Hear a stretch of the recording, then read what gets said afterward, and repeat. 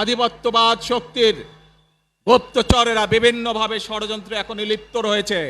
আমাদেরকে ধৈর্যশীল হতে হবে, আমাদেরকে ধৈর্য ধারণ করতে হবে।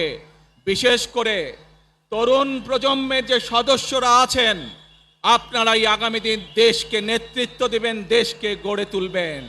এই দায়িত্ব তরুণ প্রজন্মের সদস্যদেরকে আজ গ্রহণ করতে হবে, যাতে করে এই দেশকে আমরা সুন্দরভাবে গড়ে তুলতে পারি।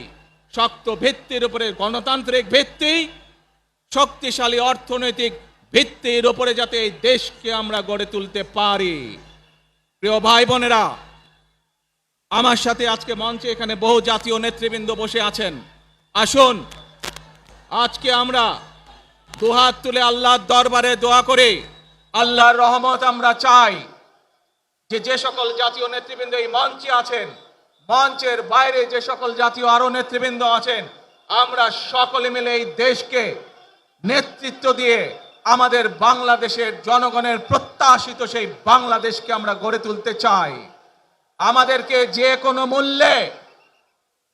কোনো মূল্যে আমাদেরকে এই দেশের শান্তি শৃঙ্খলা রক্ষা করতে হবে। যে কোনো উস্কানির মুখে আমাদেরকে ধীর শান্ত থাকতে হবে।